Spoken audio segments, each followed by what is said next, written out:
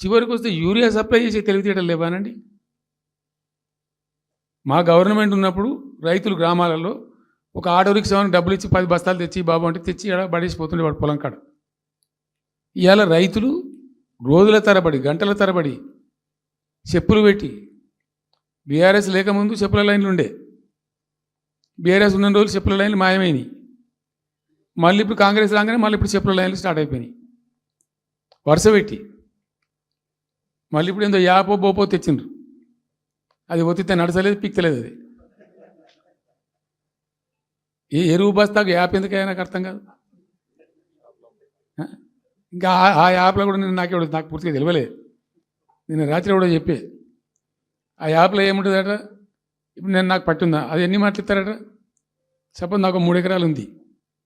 3 ఎకరాలు ఉంటే ఎకరానికి 2 బస్తాలు చొప్పున 3 సార్లు ఇస్తారట. అది అంటే 3 సార్లు పోవాలి. ఇక యాడికి పోవానో నాకే తెలియదు. మొట్టమొదటి యాపే దొరకదు కాలబెట్టి. అది ఏదైనా చదువుకున్న పోరాన్ని పెట్టుకొని విని పట్టుకొని తిప్పలు పడదామంటే కూడా ఆ యాప్ ఒత్తితే ఏం కనబడుతుందట. యాప్ ఒత్తితే ఏం కనబడుతుందట. ఏ గోదాంలో ఎరువులు అని చెప్తారట. అంటే ఇలా గజ్వేల్లో చెప్తారు, రేపు సిద్దిపేటలో చెప్తారు, ఎల్లుండి సిరిసిల్లలో చెప్తారు. ఏ గోదాం పోవాలి, ఎటు పోవాలి. ఇంతకన్నా జోక్ ఉంటుందా?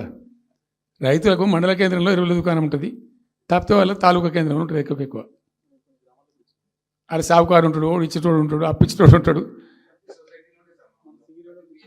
మనం బాగా విస్తరించినామా. నేను ఏమంటున్నాను, 7,100 కొనుగోలు కేంద్రాలు పెట్టినాం కదా.